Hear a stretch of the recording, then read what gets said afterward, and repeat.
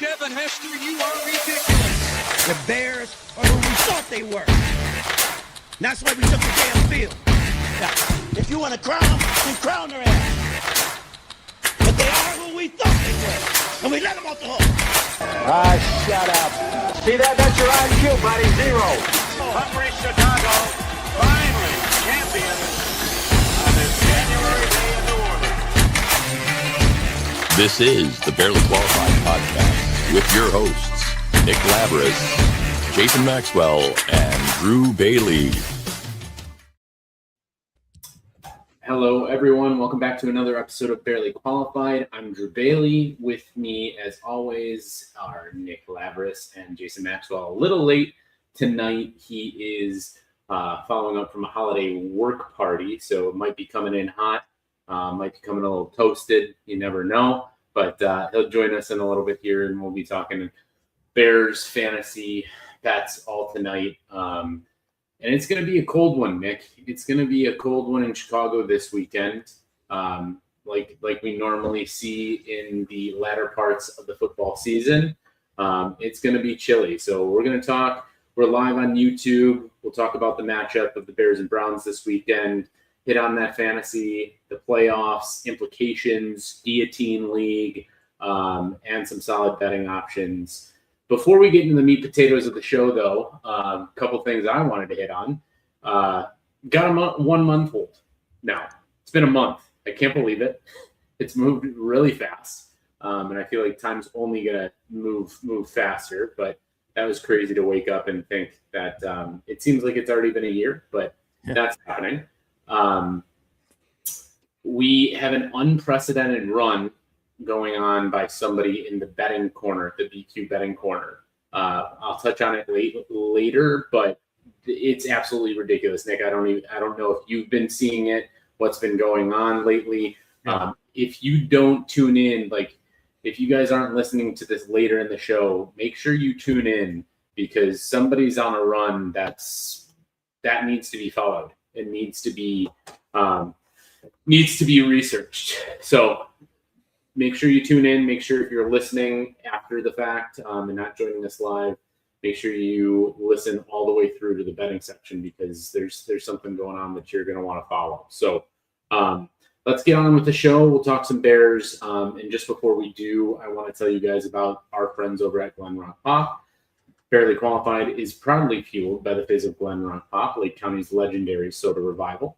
Crafted with pure cane sugar, poured into glass bottles, and bursting with nostalgic flavor, Glenrock is more than just a drink, it's a hometown icon. Whether you're sipping on orange, cream soda, or Nick's personal MVP, the all-new lime, Glenrock is bringing the joy back to every corner of Lake County. Want to catch their pop-up trailer in action? Follow Glenrock Pop on Facebook for their latest event stops. Ready to stock up? Head to glenrockpop.com to find retailers near you. From tailgates to game days, Glenrock Pop is the ultimate sideline sip. Don't just drink, celebrate. All right, Nick, kick it to you to start talking a little bit about the Bears and Browns. I got to tell you, I'm a little frightened just by some of the things that I wrote down here, but I'll kick it to you to kind of trek through what's going on this weekend. Yeah, absolutely. And hey, really quick, sorry. It sounded fine. We were talking earlier. Can you just check your mic settings real quick? It sounds you're a little echoey. But anyway, so Bears Browns this weekend. Guys, we talked about this a little bit on our Tuesday or our Monday review show or Monday recap show. This is a game sandwiched between two Packers games in a season where every game matters. This is the easiest game in the history of not the history of the world, but at least for Bears fans in the long time, easiest game to overlook. Browns are not a good football team. They are, I don't even know what their record is. They have like 3 wins on the season, maybe. Not a good football team, but this is the NFL. You cannot overlook anybody. This is an absolute must-win game, and it needs to be taken with such priority. You cannot look at this game as an easy win or a gimme. This Browns team is going to come out, they're going to fight, and you need to make sure that you can step up to it. The defense also, we'll talk about some of the specific players, but as a unit, pretty good unit. So nothing to take. You can't take this for granted at all. So need to go in there ready to play in a must-win game because that's really what this is. Every game from here on out is sort of got a must-win feel to it. So before we get into the actual game, just have to get out my little disclaimer that this is not going to be an easy win. Got to make sure we take care of business. But so the Sunday, I believe it's Sunday at noon. Bears playing against the Browns in Chicago. Bears are -7.5. Little bit of chatter about that line. That is a big number for the Bears on a cold, windy day at the lakefront against a pretty good defense. I mean, before we dive into the game, Drew, I mean, that's a big number. 7.5 points. That's, that hook is doing a lot of work there. I don't love that. So I'm not going to bet Browns plus 7.5 by any means, but I don't think I'll be touching Bears -7.5. Yeah, I can't remember being more than a touchdown favorite in recent history. Definitely not this year so far. Yeah. And it just that's one of those, like, even 6.5 felt weird last week. But 7.5 at home in a frozen tundra game where it's going to be a lot of physical play, that screams like one score. Right. And you're not gonna, only if you're up by 8 are you gonna win that sort of bet. So I don't like it. It screams trap to me. Oh, yeah. Even in the betting sector, or screams against the spread for the Browns. But like you, I'm staying off of that for sure. Yeah, I can't remember if we were talking about this on air or if we were talking about it just off air. But when the line came out on Monday night, we were talking a little bit, you, me, and Jay.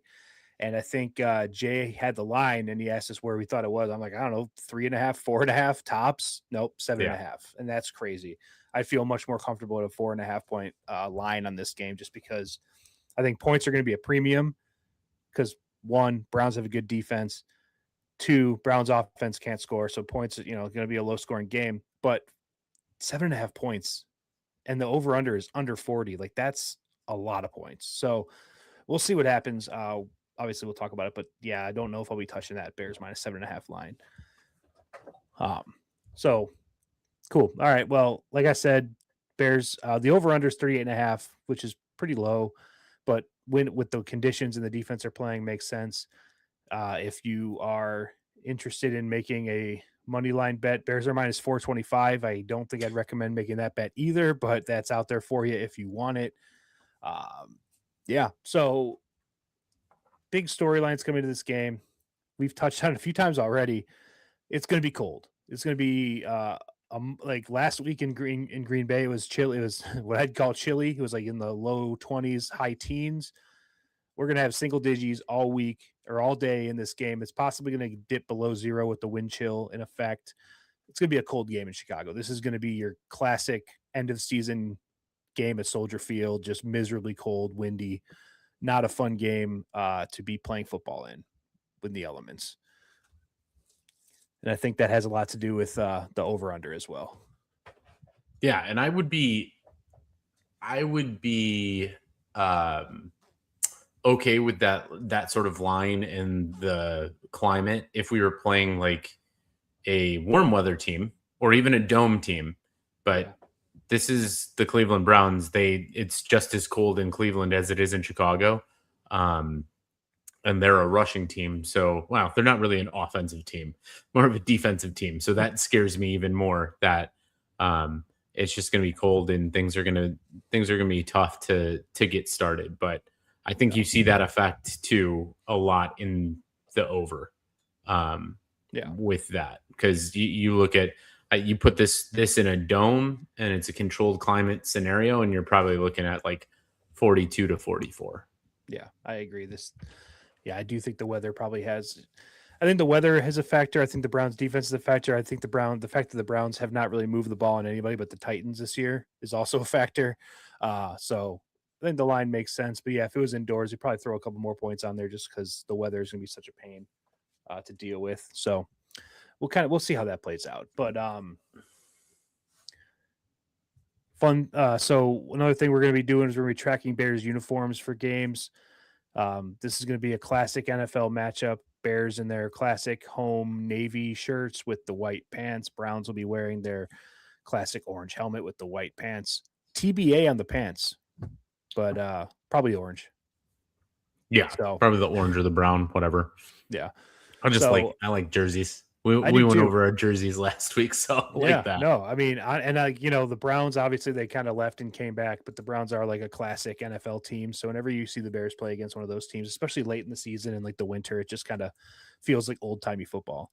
So, so I love to see the Browns and the Bears old timey uniforms. It's not a super common regular season matchup. I feel like we played the Browns like every year in the preseason for a decade, but don't see them play in the regular season too often. So it's just a fun jersey matchup for the Bears. So I'm looking forward to it. So I think the big thing on everyone's mind after the Packers loss is, what does this look like for the playoff situation? What exactly, what are the Bears like? Bears are 9-4. That should be really good, right? But the fact is, it's right in the thick of things in the NFC playoffs. The NFC is just a gauntlet of teams that have the same record pretty much. Right now, I mean, this is broken down by seeding, but if you talk about overall playoffs, the Bears have a 65% chance of making the playoffs as of right now. 72% with a win. So even with a win, this game doesn't really mean a lot. You do lose, you go down below 50% if you lose this game, though. So again, very important win. Let's not kid ourselves. The big game in terms of playoff chances is going to be next week, but you got to win this game for that game to matter. Yeah, I mean, the playoff percentages. I feel like I've never looked at playoff percentages. Like the last time the Bears were good, I feel like playoff percentage wasn't really a thing. It was just like, look at the records and then you look at like who's in the hunt. This is like a relatively new metric. And by relatively new, I mean the past 5 years, but we haven't been relevant in those 5 years. So I haven't really been looking at them. But I do think it's interesting that the Bears have kind of an even chance of being the 2 seed, the 6 seed, and the 7 seed. They're kind of all right at the same, very similar number.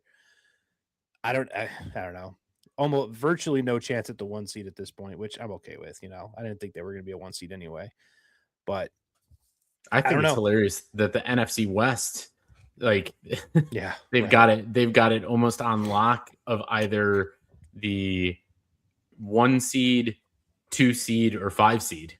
Like, there's no other real spread that they're going to go. Yeah.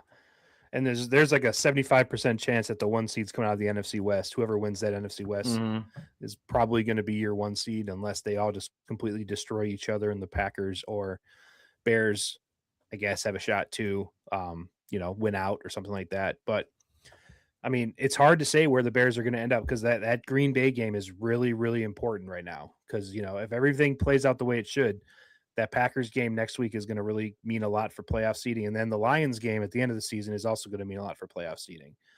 Not to mention the 49ers game that the Bears have. The Bears just still, again, have 3 teams that are still alive. Well, I shouldn't say still alive for the 1 seed, but still alive for the playoffs, very much in the playoff race. Like saying the Lions are alive for the playoff. The Lions have a better shot at the 7 seed than the Bears do right now, which is wild.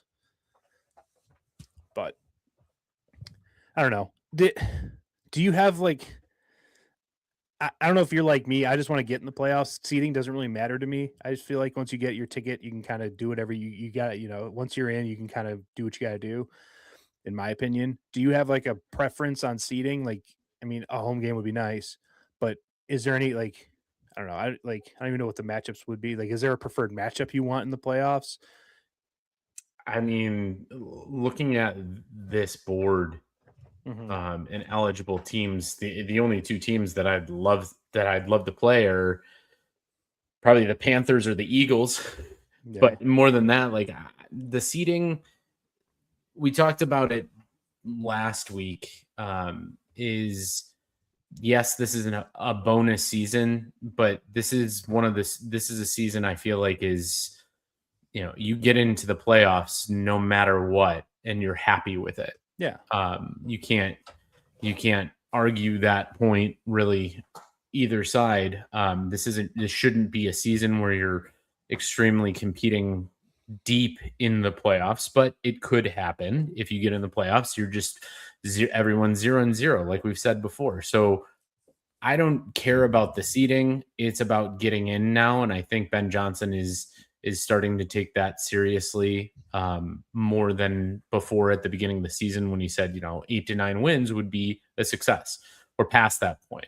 Yeah. Now we're about pushing past that barrier and not giving up on a season that has plenty of hope. So I just get in. Let's just get in. I agree. I mean, you're looking at a scenario like basically the Bears have a shot at being the 2 seed, the 6 seed, the 7 seed. And if you're a 2 seed, honestly, the matchup is probably going to be the same whether you're the 2 or the 7, because I think whoever wins the NFC North is going to get the 2. Whoever doesn't win the NFC North is going to get the 7. Yeah, I think it's how it's going to break down. So you're probably looking at a matchup Bears Packers, unless the Lions sneak in somewhere. You're probably looking at a Bears Packers matchup if the at the 2 or the 7 seed. The only place that gets interesting is that the Eagles pretty much have the 3rd seed locked up. So you get that 6th seed, which the Bears have a decent enough chance of getting. Then you have the Eagles in the first round in Philadelphia, and then you kind of move on from there. So I think I'd rather have that. I don't necessarily want to play the Packers' first game of the playoffs personally, but I guess we can also see how next week goes. But anyway, I don't want to get too ahead of ourselves. It's exciting to be in the middle of the playoff chase. We've been talking about it for a few weeks now, ever since we kind of really, have been in the playoff race and kind of been taken for real around the league. It's been a lot of fun to look at these graphics and be like, oh man, we're right in the mix. It's just so different from usual, and I'm here for it. But anyway, why don't we dive into this specific game a little bit? Because as we said, playoffs are fun. All this stuff's great, but we do have business this week. It's not just not just about getting to the playoffs. It's about winning this game. You can't have that conversation if you lose this game. So let's break it down a little bit. Bears offense versus the Browns defense. I think this is going to be the key matchup of the game because Browns have a very good defense, and they could easily take control of this game with their defense and shut the Bears down, cause turnovers. You can't go too far into talking about the Browns defense without talking about Myles Garrett. Myles Garrett is an absolute machine. He's always been one of the best defensive players in the league. This season, he's on another level. He's got 20 sacks through 13 games. I think they had their bye, so 13 games. Yeah, everyone's had their bye now. Yeah, so it's 13 games. 20 sacks through 13 games. That's absurd. The record in the NFL is 22.5, and he's at 20 through 13. It's crazy. So blocking Myles Garrett is going to be very important, as we know from Justin Fields' first NFL start 5 years ago or 4 years ago, when he had 4.5 sacks, the Browns had 9 sacks. So let's make sure we prioritize our pass protection and schemes, and let's not let him get lost in the sauce, because that could be a disaster. Yeah, I think I hate to say keep bringing up the weather, but the weather promotes a run game. It promotes trying to control the game with time. So that's a big thing. Myles Garrett can't affect as much on the ground. There's tackles for losses, but can't sack the quarterback multiple times. The one thing I just don't want to see, I hope he breaks the record, because that's the only thing the Browns really have going on. But I just hope he doesn't break it against us. That's the big thing here. My curiosity is how you're going to stop this guy, and if it's run and run the ball away from him, or because I don't think Ozzie can match up. He's going to draw back-to-back Micah Parsons and Myles Garrett's, and that's just unbelievable for a rookie. So. Yeah. I'm wondering if there's just going to be, in the pass game, there's going to be a ton of tight end chips in there, or running back doubles, whatever it is. It's I don't even know if you can stop him. Yeah, I wouldn't be surprised if the Bears brought in Theo Benedict on pass plays and had a 6 down lineman, max protect formations this week, stuff like that.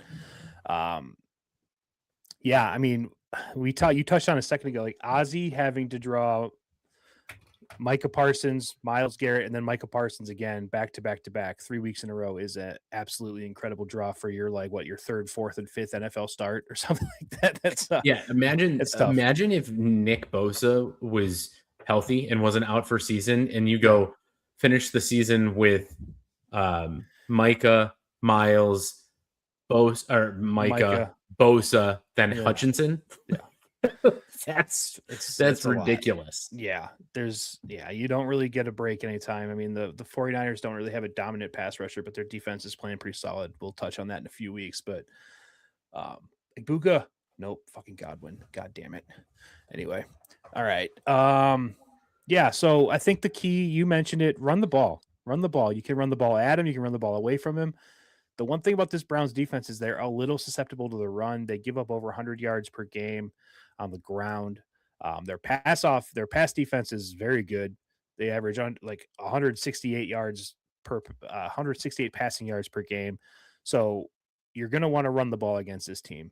And Drew, you have it written down here, so I'll let you kind of touch on it. I think there's one of our backs that's going to really succeed in the way he plays in this type of a game. Yeah, I apologize. I was typing this on my phone earlier, so English might have been, grammar might have been, but the way that Kyle runs, especially that run that we remember from last week,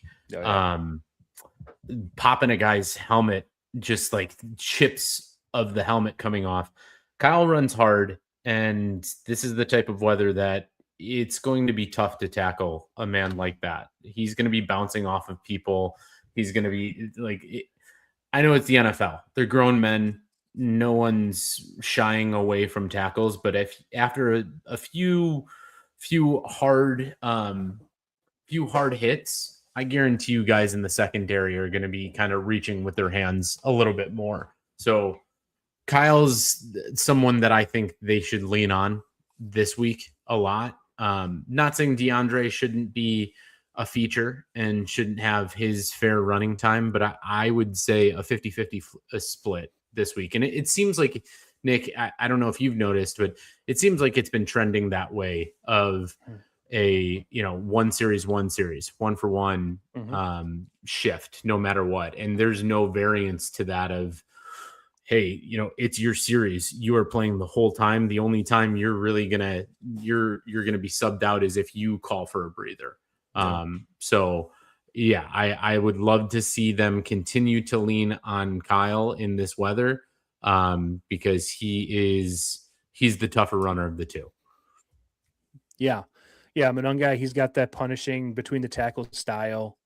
He runs hard. He does not get hit. He delivers the hits. So that's the kind of runner you want to see in these cold weather games. Someone that makes the defense really just kind of pause for a second, doesn't want to necessarily tackle him as much. And then, with DeAndre Swift as a nice compliment to kind of throw a little speed outside, maybe go a little off tackle. I think that is a good game plan. I honestly, I don't know. I've been saying this. I think that we got to get them both out there. I used to say this with DeAndre Swift and Roshan when Roshan was a member of a part of our offense that actually mattered. I think Monungai is better than Roshan, though, obviously, since I think Roshan has like 2 carries this season. So yeah, I would love to see them on the field at the same time, maybe kind of throw the defense off a little bit. Not really sure what to get, because you kind of know when Monungai's in there, it's probably going to be a pass or a run up the middle, or Swift is probably going to be a outside run or like a screen or something like that. So, getting them both out there at the same time, make the defense, kind of be on their heels a little bit, I think would be good. But we'll see what happens there. In terms of the passing game, honestly, I'm not expecting a lot in the passing game this week. Windy, cold, good defense, Myles Garrett. There's a lot of reasons. I'm not really expecting a ton. So really all I want to see from the offense, and you have it here, and I think it's perfectly said, is just maintain, don't turn the ball over. Let's try not to play Superman, right? Let's not do the replay of when we played the Steelers and TJ Watt got a strip sack for a touchdown. We don't need any superhero plays.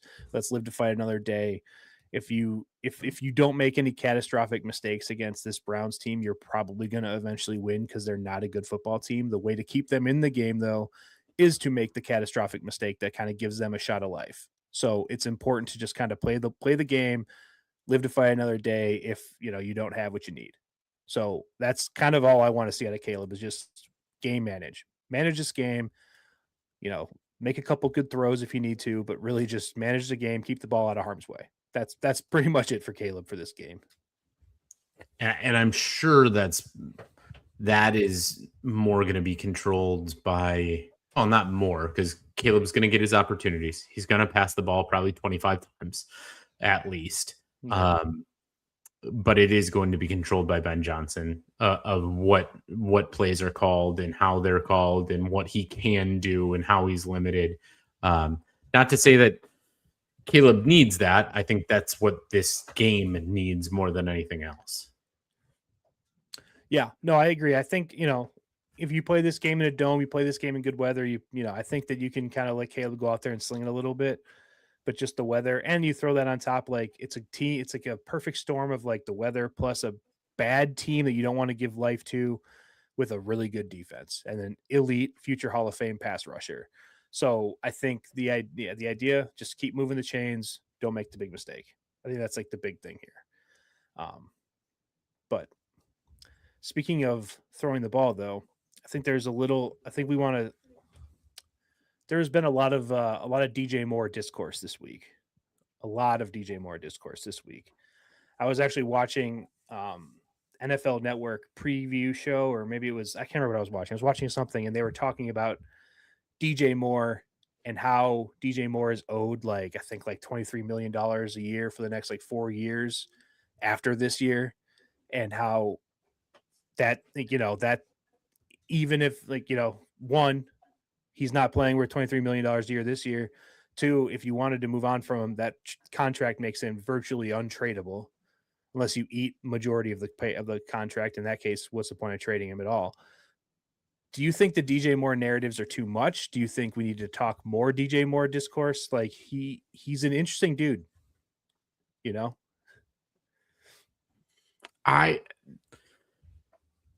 I don't want it to be a thing. DJ, I don't know. There's been a lot of things that I've been hearing of, is DJ only a guy who can perform for underperforming teams? Yeah. And it doesn't matter if you're number one wide receiver for teams that are sub 500 and below that. Yeah, he got paid and the Bears are moving up, but it only seems like DJ's kind of moving down in the wrong direction. And that's not to say that he hasn't had some production this year, because he has. Yeah, he really has. It's just lately it's looked very, very, very much like he's not getting schemed for. Caleb can't hit him. They're not on the same page. So it brings the conversation of, yeah, he's the highest paid guy on our offense. So what's up? What's going on? And you're just naturally going to say there's got to be something wrong there. Yeah. I hope there's not. I can't for sure put my finger on it, because DJ is such a just kind of laissez-faire. I put that in there. Horrible use, but still I'm going to use it. It makes sense. Just a laissez-faire attitude type of guy. So it's not like you can really pinpoint, but we've said it before through multiple weeks now that he is definitely not the number one wide receiver on this team anymore. Yeah. And him getting paid the amount that he's getting paid, all of this is rightful to be brought up. Yeah, and Drew, I'm glad you brought that up, because not only is he not the number one wide receiver on this team, who's pretty unquestionably Rome Odunze at this point. Rome Odunze didn't play last week. DJ Moore had one target. Yeah. So he's getting passed in the depth chart by your Luther Burdens, your Colson Lovelands.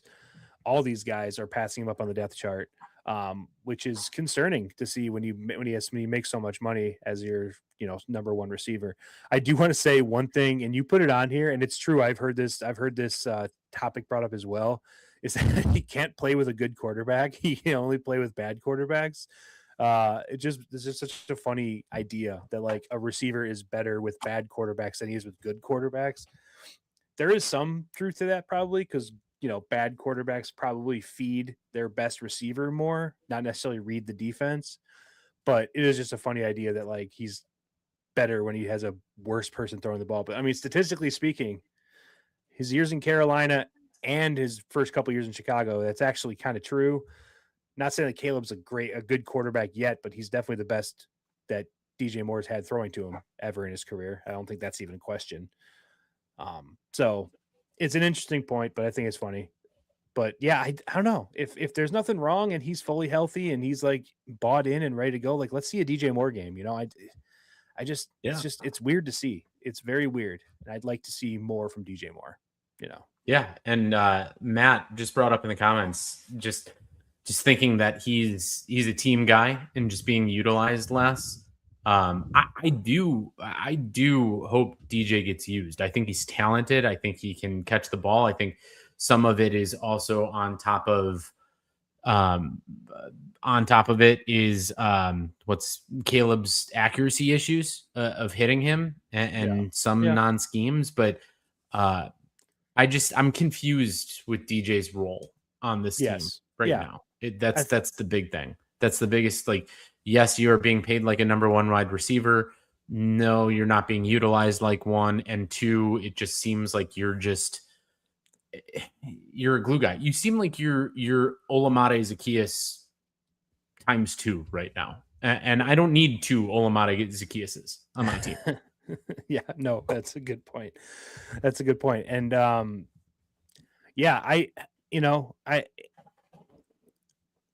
I agree with you guys too. Like, I mean, DJ Moore is a good locker room guy. But yeah, you definitely want, if you're paying someone $23 million a year, you want them to be more than just like a glue guy. You want that to be a guy whose production shows up on the field. I don't think he's lost a step by any means. Like, he's had games this year where he has been, the player we've seen in the past. So I do think that's in there still. I just think that, it's either I'm on the same page with Caleb, or maybe, like Matt says, maybe they're just, he's just an ultimate team guy. And he'd rather block and all that stuff. And I don't know, we'll see. But I'd like to see DJ Moore get a little bit more involved in the game plan, but we'll see. I don't want to jump too far down this rabbit hole, but the other thing I did think of and didn't write it down, and I should have, is DJ Moore's not a Ben Johnson guy. He wasn't drafted into Ben Johnson's scheme. Nor is Rome, but I think Rome still had some development time. He was a rookie. But Matt listed out, he said, Rome, LB3, Loveland are the future. 2 of those guys are Ben Johnson guys. They got drafted by Ben Johnson. So clearly, like, he sees the fit in their games into his schemes. So if they get prioritized, they get prioritized, and that's just going to happen. And DJ's going to have to fight to get his targets. DJ's going to have to fight to get attention. DJ's going to have to fight to win Ben Johnson over. Because I think that might be the further away we get from the highlights of DJ Moore's career, the less he's going to be thought of in Ben Johnson's mind of a wide receiver 1 or 2.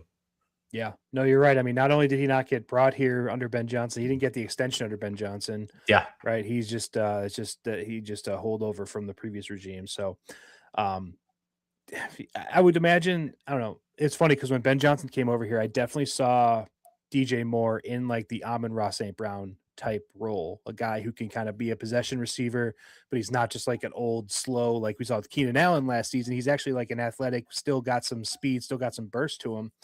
So I definitely thought that he would fit that Amon-Ra St. Brown type role pretty well. But yeah, it hasn't seemed to work out. It might be a Caleb thing. It might be a Ben Johnson thing. It might be a DJ Moore thing, and who knows? But the numbers don't lie. He is just not only is he not making plays, he's not getting targeted. So we'll see what happens. But again, hope to see him get more involved in the game plan. So, but overall for the Bears offense, like I said, just run the ball. I think it's really all it is. Just run the ball. Like, I would love to see another 40 rush attempts this week and just pound it, average 4 or 5 yards a carry, make this game long and go by fast, and, win this game 20 to 13 or something like that. I'm good with. So let's just get this game. Let's just make this game happen fast. Seen it before. Yeah. Seen it before. The way to demoralize the defense, 5 to 10 yard runs every time you run the ball. Yeah, they'll fold, and Myles Garrett will, maybe go home and not want to pass rush as much anymore. That'd be nice. I mean, we saw it again, not to bring up the Packers game again last week, but we saw it in the second half that in the second half, the Bears decided to stick to the run, and they went on what I think it was a 15-play drive. They scored that touchdown on, like the touchdown to Colson Loveland, I believe was a 15-play drive, which is an absurd drive in the NFL. You could see the defense was gassed, was winded. They did not want to be there anymore. And it was about 10 to 15 degrees warmer than it's going to be in Chicago on Sunday. So you do that, I think you're going to be in for I think you're going to have a lot of success if you can have that kind of, success in the run game. So yeah, I think that's good on the Bears offense. Mm-hmm. Okay. We're going to talk Bears defense. This is a little bit more fun, I think, because the Browns defense scares you a lot. The Browns offense doesn't scare anyone in the slightest bit. Outside of Quinshon Judkins, who I think is a pretty solid player, nothing really on this offense is. I don't know. We talked about, who were we talking about a few weeks ago? And we said we were concerned about how not concerned. Was it the Giants? Maybe we were saying that like we were concerned about how unconcerned we were. I don't know if that's the case with this team because this Browns offense is so bad. Might have been the Giants. Yeah, it might have been. Were we talking about Giants and then Cam Scatabo got injured the week before us? Might have been that. It might have been, yeah. Anyway, yeah. This is, I mean, to put into perspective how bad the Browns offense is, they rank 30th overall, 27th on the rush, 29th in the pass, and 29th in scoring. That's bottom 3 in most categories and bottom 5 in their best category. They're a bad team. I see in the chat we got Shadur Sanders threw for 360, and he did. That's true. But they also were playing the Tennessee Titans. Yeah. Which is a little bit different of a beast and also a little bit different of a weather situation. Yeah. I think the way that they're going to hopefully, that was a nasty interception. Baker, what are we doing? The way that the Browns hope to stay in this game is to control, just like the Bears. You control it on the ground. Yeah. And that's the Bears' weak point anyway. So is rush defense. So yeah, you gotta, you can't let another rookie running back beat you because you got beat up by Ashton Genty. You didn't face Cam Scatabo, but like, I don't want to see another week like that Ashton Genty game where he had 2 touchdowns and like 230 all-purpose yards on the ground. That's tough. Yeah, that was rough. I think the Bears defense has come around since then. I don't think you're going to see that. I'm going to tell you, I'm going to go back to the Shadur Sanders thing really quick because he put up 360 last week, and I think Shadur Sanders putting up 360 last week might have been the best thing the Bears could possibly have asked for. Shadur Sanders, he seems like, I mean, I don't really follow a lot of Browns content. I didn't really follow him at Colorado, but it seems like a very, very self-assured guy. Seems very sure of himself, to put it mildly. Seems very like a very cocky dude. So to have him go out there and sling it for 360 in the NFL, I could just see a world where he's just like, okay, I'm the man. I'm going to go out there. I'm going to sling it against everybody. And the Bears, obviously the Bears have their issues on defense, but they take the ball away. They're opportunistic. They're ball hawks. They can get this ball. So I think that the Shadur Sanders kind of breakout game might be a benefit to the Bears because he might just be thinking he's on top of the world, Tom Brady out there, and then the Bears might just put him in his place real quick. Well, if that's the game plan by their offensive coordinator, they might be finding a new offensive coordinator pretty soon. Yeah, that's true. That is true. But I mean, they're going to throw it at some point. You know what I mean? Like, it's not going to be their game plan is not going to be to throw the ball because their coach clearly does not like this quarterback. Like, they couldn't have made it any more clear that they do not love that they have this guy. And they made him third on the depth. They were starting Dylan Gabriel over this guy. And, Dylan Gabriel stinks, like, I don't like Shadur Sanders seems like he's at least an NFL quarterback. Dylan Gabriel is not that. He is bad. So to have him behind Dylan Gabriel is crazy. So I don't think the coach is going to want him to throw the ball, but he will eventually. And if he starts trying to throw into tight windows, I love that matchup for our defense. Yeah, I also think I haven't watched him recently, but I watched more Shedeur Sanders in college, probably more than I would like, because just for the background is Colorado often played the night games of Saturday, and that's when you're chasing. So, yeah, yeah, exactly. So you're Of course. turning on Shedeur Sanders games. Yeah, big Hawaii fan too. Yes. Yeah. But he was a guy that he's going to look for his throws on the run or break the pocket a lot. And that's in the NFL. That's not always for a rookie quarterback. That's not always what you want him to be doing. You want him to hit his 5-step drops and throw the ball and get it out. When you try to go impromptu in the NFL, there's ridiculous athletes on the other side of the ball that will make plays, especially if you're trying to fit throws into tight windows that you just don't have the arm talent for. So I think that pays off. Like you were saying, that does pay off for the Bears in this. If he's trying to make ridiculous plays or throw into ridiculous windows, it's a different game than college. So you hope. I think more than that is this Browns offensive line is banged up. They're not good. Period. 35 sacks a game. Like, get pressure on this guy. 35 sacks of the season. I'm sorry, a game. They're the 35 worst sacks offensive line on a ever. year. They're A game. They're literally traffic cones.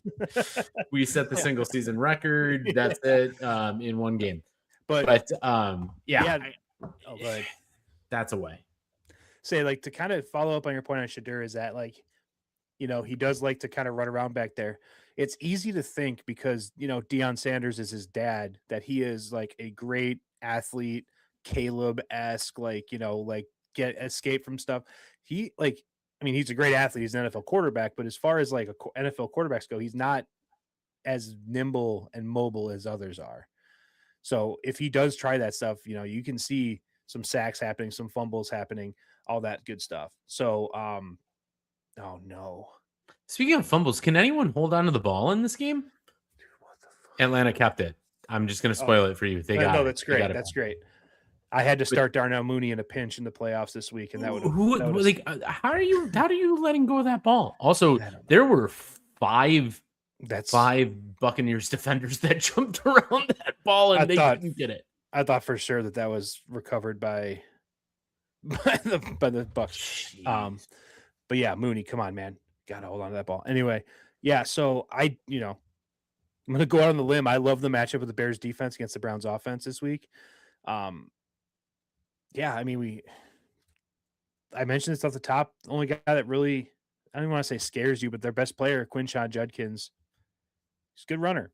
He's a hard runner. He leads rookie running backs in rushing yards with 784, 7 touchdowns, and not to mention he missed 4 games of the season. So that's pretty good numbers for 9 games as a rookie on a bad team. So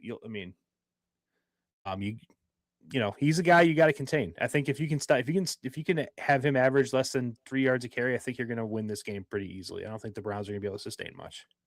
And I mean, you take him out of the aspect of the game by you control it in the run and get up by 2 scores, and then that's out. That facet is out. That facet of the game is out, and Shedeur's got to beat you. And good luck with that. Good luck. Good luck. Yeah. Yeah. So, all right. Let's dive into the injury report. Light injury report for the Bears this week, which is nice. Bears only have 2, 4, 6, 7 guys on the injury report. Of those 7, 5 of them actually practiced this week. Bummer, of course, being Kyler Gordon. We know he tweaked his groin pregame against the Packers and he didn't play. Ben Johnson actually said that the injury didn't look good and he's not even sure. He can't commit to him being back this season. So him not participating in practice is not a shock to anybody there. Travis Homer also didn't participate, but he's a special teamer. I don't think he's taken a single offensive snap all season. Like, I haven't seen him out there. Nope. But so the interesting thing, Rome Odunze, I thought was going to be out for a few weeks. He's practicing this week. Not a guarantee he'll play. He's only in limited practice today. You might get Rome Odunze back out there. Tyreek Stevenson, he was back at practice, also limited. I know that we've kind of joked that like we don't know if we need him, but then we saw McLeod came in last week for Jalen Johnson, and I think it's like, okay, I think I would rather have Tyreek Stevenson in there than McLeod. So I would like to see Tyreek Stevenson play, but we'll see what happens. He is limited this week. Olamide Zaccheaus also limited with a hamstring. Linebacking core gets a little bit healthier with Ruben Hippolyte coming back full practice, and then Jalen Johnson, who missed a couple plays in the Packers game with a groin injury, is full participant as well. So pretty good injury report for the Bears. Yeah, love to see Jalen. I mean, I know he's on the report, but 2 full practices out of him. His percentage playing is only going to go up. Tyreek is nice-ish. I mean, I think he's lost a lot of stock this year of where he might be going back. He might be our third cornerback if Nahshon really steps up the remainder of the season. Yeah. But yes, Rome would love to see him back in, just if not for having another asset on the offense, but his blocking is just second to none on this wide receiver core. So it's good. That is one of the best injury reports we've seen all year, and if that can continue late in the season, that's crazy, because he would think it'd only get larger going later in the season with the amount that amount of games that we have to play. Yeah. One thing I want to point out is that TJ Edwards, who has been on the injury report all season, he played last week, but he's not even on the injury report this week. No injury designation whatsoever. So that's good to see. He's a guy that if you go back to our like preseason show, I think a lot of us had some like Bears MVP, Bears Defensive Player of the Year votes from the barely qualified boys. He's a very important part to this defense. So seeing him not even on the injury report and just full go, that's awesome to see. So the defense is getting stronger. The offense is getting people back. So I think, we're getting healthy in the right time, which is good. It's definitely better than, being injured at this point. So Jesus, that's 3 touchdowns for Kyle Pitts. Did they confirm that? They confirmed that. Jeez. Kyle Pitts out here winning fantasy leagues this week. Who'd have thunk it? Who'd have thunk it? How many benches is Kyle Pitts sitting on this week? I reactively started him instead of Tyler Warren, just because Tyler Warren's, going to probably have Phillip Rivers throwing to him in a league. So that might be a week winner for sure. Yeah. Kyle Pitts is big joke going into fantasy draft season. And he's out here just some 6 seed is just dominating a 1 or a 2 seed right now because they got Kyle Pitts going, which is hilarious to me. So anyway, injury report looks really clean. Browns injury report, they got a lot of dudes. Got a lot of dudes on here, a lot of DNPs. Excuse me. I don't know who any of these guys are. Well, I can tell you that I know Mason Graham. Yeah, Conklin is one of their starting tackles. So having him out with a concussion, that hurts them. I believe their center tore his Achilles. Was that him last week? Yeah. So they're already missing their center. Tackle, he's out. Well, he's in the concussion protocol right now. He hasn't practiced yet this week, so looking like he's probably not going to play. They also have a guard that's listed as not DNP. I don't know if he's their starter or if he is a reserve, but he's not. So I'll acknowledge I don't really know this team very well, so I could be wrong, but I do think that Conklin is a starter. This is the tackle. So if him being in the concussion protocol down your center, that helps this defensive line. Because this defensive line needs as much help as they can get. If we are going against backups, we might have a shot at getting some pressure, which would be good because we haven't seen a lot of that lately. Good to see Deshaun Watson on an injury report. Yeah. Do we get Deshaun in this game? I know Jay the other day or the other week saw that he came back. Yeah. Came off the IR and said, "Oh, are we just in time for a Deshaun Watson game?" Oh my God! But yeah, that's ridiculous. That would be wild to see him back in the NFL for sure. All right. So anyway, yeah, Kyler sounds like Kyler might be done for the season. Bummer. Rome practice. He's back. Good. Maybe. Yeah. I don't know. I think that's going to do it for Bears. I mean, do you have anything else you want to touch on? Bears Browns?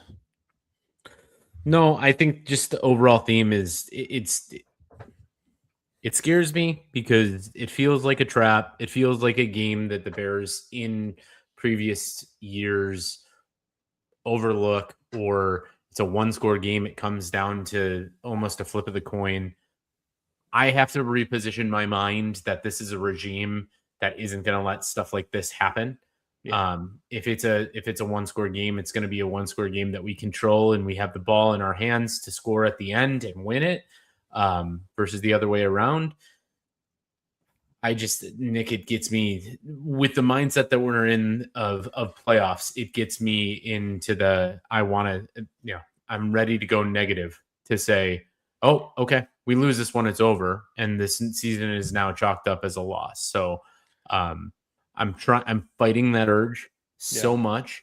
And I just want to see maybe not a game that we've been talking about all year of ram it down their throats, just dominate a team, just control the game. And I don't care. Don't let them score more than a touchdown and I'll feel secure in this game. Yeah. Yeah. And the funny thing is that, like, okay, so you look at this game, it's a non-division, non-conference game, right? You're playing against the AFC North team.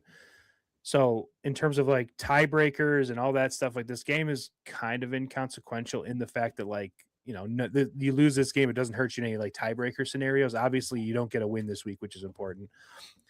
I do think it's important to note that, like, some of the biggest competitors to the Bears have pretty tough games this week, right? Packers they're playing the Broncos, which is going to be a tough game. And then you got the Lions playing the Rams. So the NFC North, besides the Bears, has a pretty tough schedule this week. If you can take care of business this game and you get like a game up on your rivals who have just taken full advantage of your tough schedule the last few weeks and haven't lost any games themselves, if you can kind of flip that on them a little bit, I think that in and of itself should get you up for this game, because you're looking at a possibility that like the Lions and the Packers go 0-2 this week, right? It's not out of the question because they're playing good teams. I know the Lions are in Los Angeles. I don't know where the Packers Broncos game is off the top of my head. But Packers Broncos game is in Green Bay. Okay. But still, Denver's a really good team and they're a defense. So it's like that travels.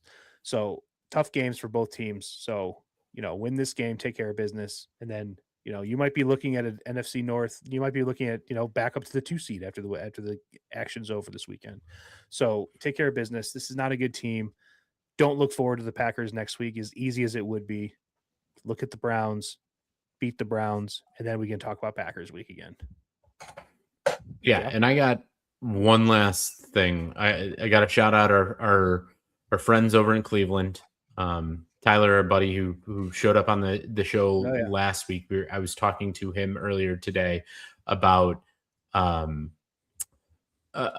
this Browns team and everything. He kind of gave me a encouraged mindset at the end of our conversation, saying if Kevin Stefanski wins this game, he should be fired because of the fact that they are going for a number 1 pick. Like this is not the time where you show your colors in the last 4 weeks of the season and try to go you're not fighting for anything. Like it doesn't matter. Like, yes, show up because you still want a job and fight to try to win a game, but then lose it like the Bears did so many times last year.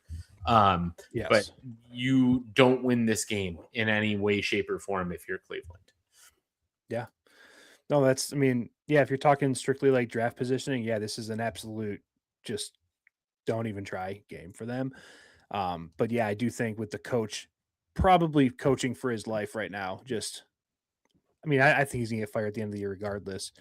And not necessarily justified. I think he's a good coach. I just think that the team has been, like, you look at the talent they put on that team, it's just been so bad. I mean, the Deshaun Watson thing set that franchise back at least 5 years, maybe 10 years. That trade and the amount they paid him is just something that'll be studied in the NFL for a long time. It's like things not to do. But one quick correction, shout out Eric for bringing this up. The Packers Broncos game is actually in Denver. That is in Denver. Okay. Yes. So that is also something exciting, worth monitoring this week. So yeah, it's just fun. We're in, Bears football play and meaningful games, scoreboard watching. Like this is the fun stuff. I love this part of the NFL slate. And again, we don't get this every year because the Bears are usually not very good. So let's enjoy it. Nothing's promised. Let's just go after it this year. Yeah. All right. For sure. Should we do a little betting fantasy? Yeah, corner? let's get in the corner. Let's talk a little. It is in Denver. I don't know why I put earlier that it was in. That's great because also Denver is fighting for a number 1 seed with New England, and every game means something for them. So, and great. plus, altitude. Good, great, grand, wonderful altitude stuff. Let's play in the altitude. All right, so let's get into some betting. Let's get into some fantasy.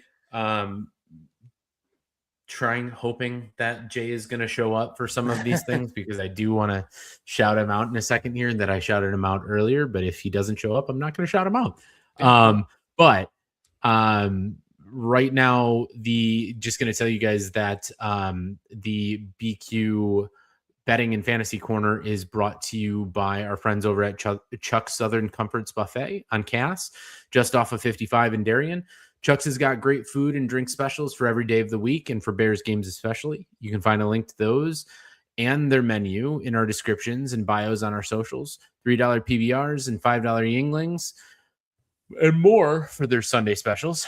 With a wide open layout for bar patrons, including slots, seated dinner guests, and private event spaces, Chuck's is everything you need for your next outing. So get on down there and tell them that the BQ boys sent you. Maybe even we'll see you there for a Bears game over the next final 3 weeks of the season. So the only member left in barely qualified to the Guillotine League is Jason. He is not joining us right now, but I wanted to talk to him because he had an absolute grind of a win over Sam last week. I think it was like a 1.5 point spread. So I wanted to get his opinion. Not going to get it. But it is getting down to absolute nitty gritty. And I want to highlight a few of the people that are still in this Guillotine League. We've got obviously Jay, who is projected right now at the lowest score of everyone at 128.05.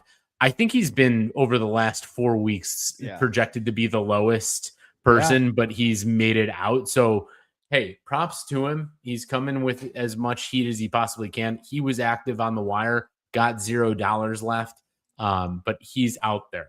So the Mark Noth is projected at 147.78. Great team right now. Eric, who is in the chat right now, 149.55, and then Tom at 152.97. There was actually, I'm looking at Fab right now, there was actually a good amount of movement on Fab and waivers. CMC went to Eric. That's a huge pickup because CMC is playing an absolute pancake game, I believe, this weekend. Jamar Chase to Tom for $11. Jonathan Taylor to Tom for $4. And then I just put a screenshot of all of the pickups that Jay made. There are so many players out there. Bijan, I don't know, Eric, if you started Bijan in this game, you should have because he absolutely is piling up the all-purpose yards. But it's going to be a grind. It's going to be fun to watch these. I'm actually watching this every week, even though I'm not in it, with 4 teams left. And I'd love to see some strategies out of some people in the final 3. We'll highlight them and maybe even take a dive into their teams going forward. Hopefully Jay's still there. I don't know. 20-point spread is going to be a little tough for him to pick up this week, but he's done it. He's done it, Nick. It is funny because Mark, Eric, and Tom are within 5 points of each other in the projections, and then there's Jay 20 points behind. It's very funny, but he just won't die in this league. Jay just keeps fighting on somehow. Like he's dragging people down to his level and he's beating them in the mud. Like he's just doing it.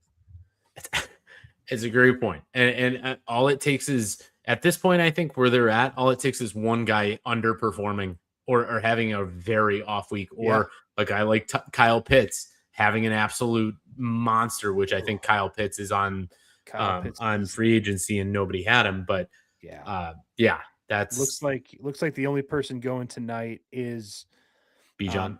Eric had Bijan going tonight, which is a good move. Eric, good leg up for you. Eric's actually live projection is 160.73 right now. So that's huge. That's looking good for Eric. That is a big one. Is Atlanta going to win this football game? They probably are going to win this football game. God, the Bucs, man, what a slide the Bucs are on right now. This is sad. And they got their whole receiving core back today too. You can't hear any more about their injuries because everyone's back this week. Yeah. Even what's his name? McMillan is playing. He had a touchdown, or I think they called it back, but he almost had a touchdown. So we'll see. Maybe get Bijan some more points, Eric. Anyway. But yeah, so we'll watch for this. I think we'll probably have a live watch. What's the Monday night game this week? Oh, it's a stinky one. It's like Dolphins somebody. Dolphins, sorry. Might not have any fantasy. Well, probably Dolphins Steelers. Devon Achane. Yeah, I mean, I doubt anyone's playing DK Metcalf this week. Doubt anyone. Yeah, so probably a Devon Achane if anybody's got it. Yeah, probably Achane's probably in the lineup for sure. So, I would maybe not this. Although he's questionable. He's questionable right now. So, oh God. All right, we're gonna get into next fantasy pick'em. I'm gonna have to pick for two people, and Jay did have them here. I think he texted it to us. Yeah. So we will get into that. But highlighting what happened last week, Nick, you and I were within 30 points of each other, making up some distance after last week. The Michael Wilson trade out after picking Marvin Harrison definitely paid off for me. Joe Burrow definitely paid off for you and RJ Harvey. Jay just pulling up the bus. The miss of a week just hurts. It really hurts. Could have had something there, but right now I think he's by the fact that I'm going to give him a first pick and I'm going to pick for him a couple of these players. And we'll see where his mindset was with it. I don't know where I think Jay's had a couple drinks tonight is what I think is going on. I'd love for him to get on right now because it'd be a fun conversation. Hear his opinion on some of these things. But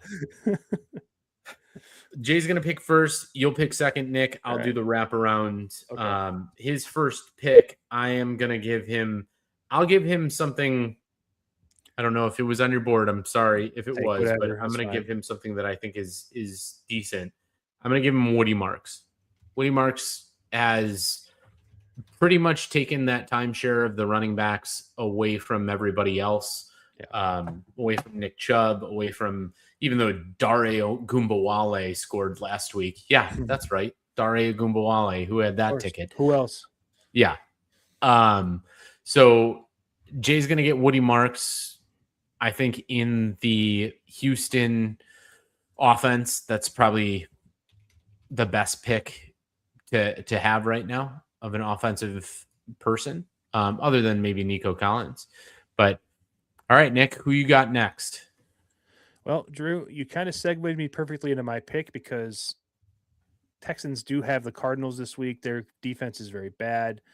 I am taking the guy you just mentioned. I'm taking Nico Collins. Haven't used him yet.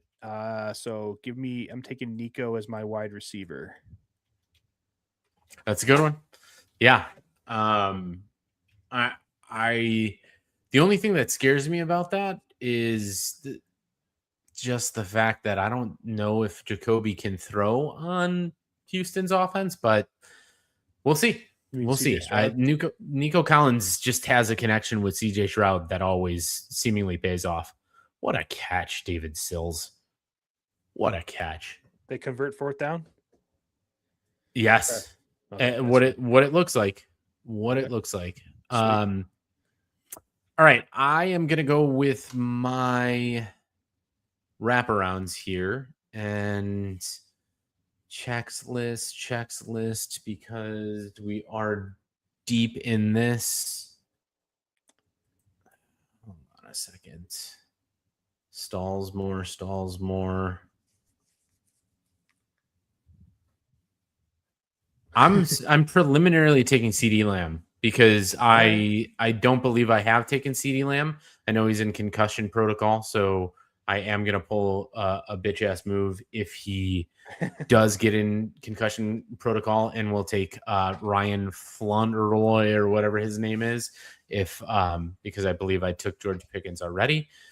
And then I am going to transition and take. It's a really questionable kind of pick right now, but I am going to take No, I can't. I'm going Travis Etienne. Travis Etienne's going against the Jets, so that should be safe. I was going to go with another running back, but you might pick him, so I'll tell you if you did. Yeah, really quick. I think on a clock play, on a quarterback spike, the defense, the Buccaneers, just were offsides and had 12 men on the field, giving the Falcons 5 more yards when they're near field goal range. That was just an all-time, just bad defensive play right there. So does this have any bearing on helping the Bears? No, in the playoffs? It sure does not. It does not, because Bucs aren't going to make it as a wild card. The only thing they're going to do is win the division if they get in at all. So I don't think so. Just a fun football game to watch. But okay, I am going to take somebody. I'm going to take a running back here. I'm going to take a guy who. Actually, no, I'm not going to take him because that's a tough matchup. I'm going to pivot to that. I'm going to come back to running back because I don't know who I'm going to take yet. I'm going to take my quarterback. I'm going to take Josh Allen because I haven't used him yet, and he's good. Yeah, and they have a good matchup this week. So, Josh Allen, it is. I thought about pairing my quarterback, but I also don't love CJ Stroud. So, yeah, no, I it's getting hard to where you're not going to take CJ Stroud there, but it's getting hard to where you can't do as much of the stack anymore of a wide receiver one. You've probably taken them at this point with a quarterback. With this, though, I am going to give Jay, I wouldn't say this is a penalty, but it is one of those, you put him as your top quarterback there. I'm going to give him to you. He's been the talk of the town recently, but I am going to give Jason Phillip Rivers. Goes all Phillip Rivers on this one for his quarterback. That's just interesting. Yeah. And then I will give him Wan'Dale Robinson of the Giants. Of his whiteout. Yeah. Yeah. Jay, don't know why you could have. There's so many quarterbacks in the league you could have taken. Don't know what Phillip Rivers is doing on there, but hey, man, he might not even play, so we'll see. But and you gave him. We said Wan'Dale Robinson as a receiver. Yes. Yeah. All right. Cool. Okay. So then I am gonna take my running back, and it's funny because I keep taking the same team Jay gets, but I'm gonna take Tyrone Tracy as my running back. I think the Commanders are just an absolutely atrocious defense.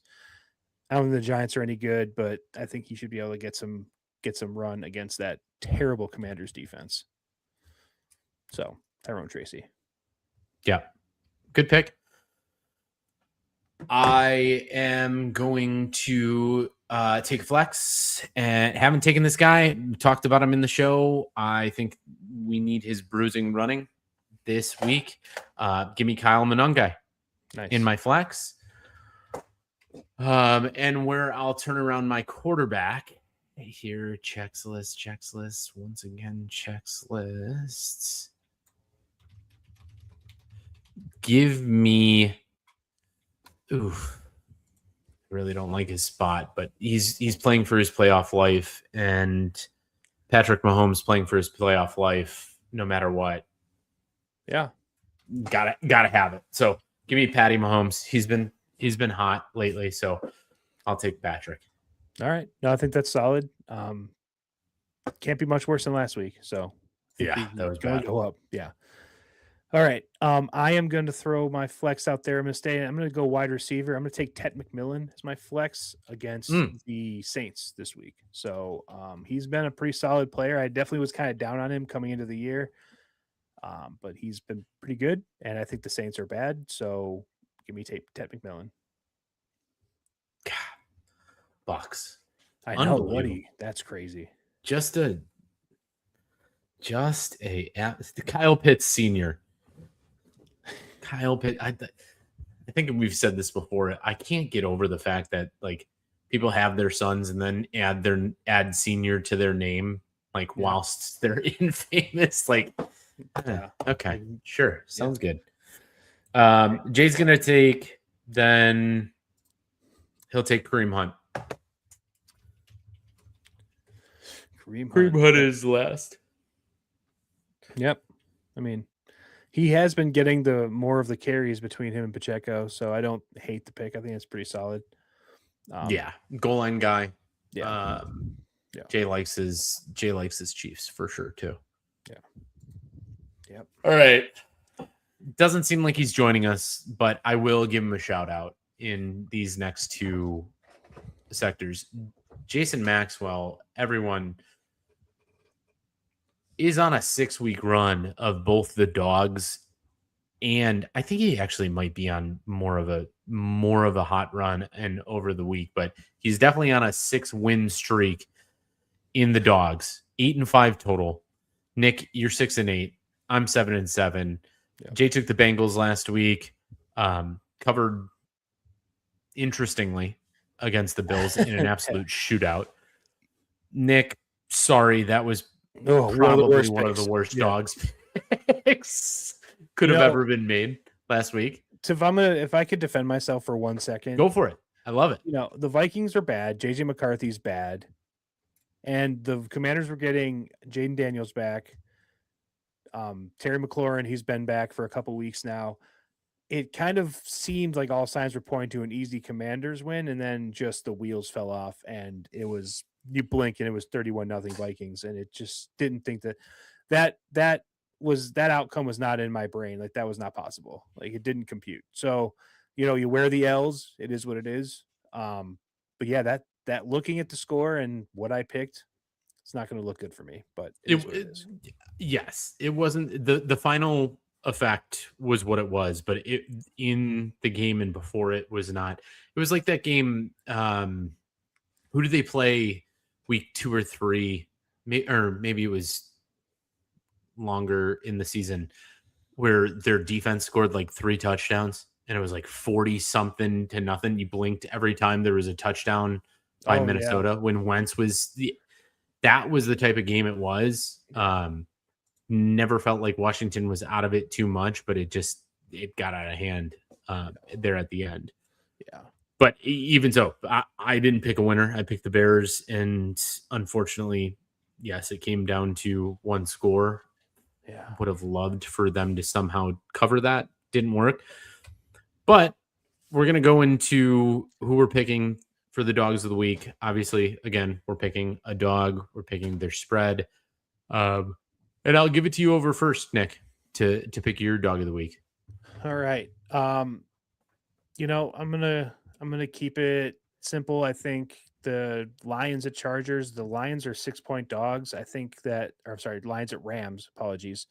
Lions are 6-point dogs at the Rams. I don't think the Lions are going to win the game, but I do think they're going to cover 6 points. So I'm going to take the Lions +6 here at Los Angeles. Yeah, that was one of the tops that I had because seems like a game that means a lot to the Lions. Does mean something to the Rams, but Dan Campbell isn't gonna lose a game by more than a touchdown willingly or go down without an absolute fight. And that's an offense that is going to fight every single inch. So, yep. Yeah, that was an interesting one. I'll pick for Jay. I like this one, but it wasn't my top pick. And I want to see it happen. So this is why I'm giving it to Jay. I'm giving him the Broncos +2.5. at home. Now knowing, and Eric confirming, thank you, confirming that it's in Denver, in Mile High, in week 15 of the NFL season. That's a wild line. That's wild. Yeah, that's wild. That's it, with a team that is what, 11-3? Or are they 11-2? Yeah, 11-2. I think they're the 1 seed in the AFC right now. Yeah, Pat Surtain's coming back. There's a lot of things that throw me off about that line. Yes, Green Bay's hot. Yes, they're looking good. Yes, it's Toyotathon Jordan Love, and yes, we just played them and saw how good they are. But Mile High plays so much different than any other place. And getting 2.5 at home for Denver, that seems like an absolute steal. Yeah, I love that.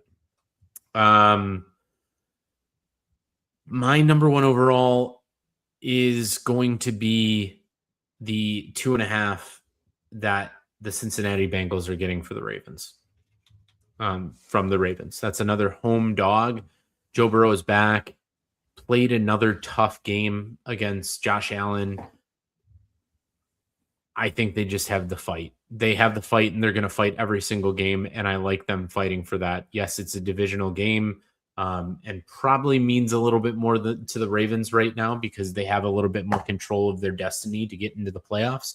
Yeah. But so can the Bengals. They still can get there, and they're going to play each other twice in the next 4 games. So I think the Bengals could set a precedent there of winning that game and going forth and potentially controlling their own destiny and maybe getting in there. But Joe Burrow points. This is an elimination game for the Bengals. Honestly, I'm starting to think that the Ravens just might not be a very good team this year. Like, we all kind of were waiting for the Ravens to get it rolling towards the end of the year. Derrick Henry always kind of seems to turn it on at the end of the year. That's not really happening. The Ravens losing at Pittsburgh last week is shocking to me. So I don't know, man. I might be out on the Ravens this season. We'll see. I'm not saying that yet, but it's, I like the Bengals in this game as well. I'll probably dabble in that money line too.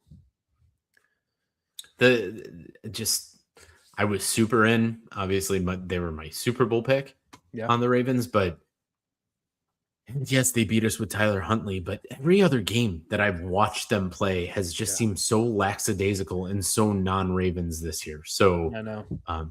That's so Raven. That's not Ravens. That we're off of them. All right.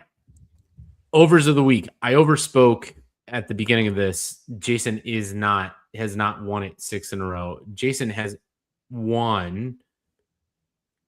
It's 1, 2, 3, 4, 5. Jason has only lost 3 times. And 2 of those were in the first 3 weeks. So if you do that math, he's gone 9 of his last 10 in overs of the week. So if you're going to follow a man in overs right now, follow him. But props to all of us because we finally hit one. We did. We finally hit an over of the week. Jay had Titans Browns, which blew it out of the water. Yeah. Nick had Bengals Bills, which blew it out of the water. I had Rams Cardinals.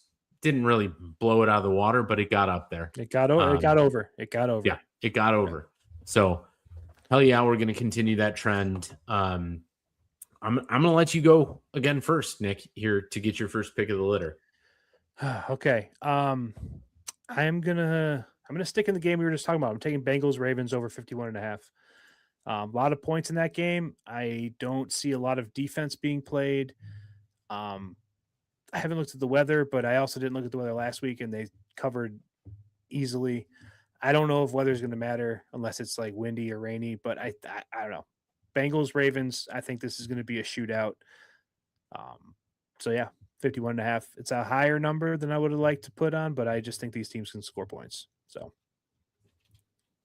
no, that makes – I mean, picking with points scored against Cincinnati's defense is probably just the way to go. Yeah. Right now, any team to score against them and Cincinnati's offense is scoring now that Joe Burrow's back. Mm-hmm. So that was, I almost contemplated doing the dual pick, but that just seems kind of weird with a small spread. I'm going to pick the highest spread of the week. Let's go. I love when I see high spreads of the week, high overs of the week, and it's a Detroit Lions game. Yep. I knew you were gonna take that one, so I took it off my board. I knew. Okay. It. Don't even look at it. Don't even touch it. But like I wanted it, but I knew you wanted it too. So yeah. 54.5 is a lot, but it's also in a Jared Goff playing in a controlled substance of a dome. Revenge game. So yeah. Revenge game for Jared Goff. Yeah. Maybe. If we can say it's a revenge at this point. Yeah. But I mean, hey, it always means something when you aren't in the playoffs, you're not guaranteed, and you're going against the guy you got traded for. So definitely. All right. I had a tough one. Can you pick this one? Yeah. I had a tough one out of this for Jay. All right. So for overs, Jay is going to take. I had this one written down too. I'm going to give it to him. You can put this on my record if he loses, but we're going to take Chiefs Chargers. Chiefs Chargers 41.5. I don't know if a ton of points I liked that one. I don't know if a ton of points get scored in Kansas City, but also it's a division game. And I think Patrick Mahomes fighting for his life. Yeah. I mean, that's a play. That's almost a play on the number more than anything. Cause 41.5 is very low for an NFL game. Yes. So, I think both of those offenses have the potential to score. I know the Chargers have a ton of offensive line injuries. That offense looked absolutely terrible on Monday night. But I think, I don't know, division game, I think they're going to find a way to get it done. So, yeah, I think that I had that on my board as one of my top 3 picks. So I think that makes sense.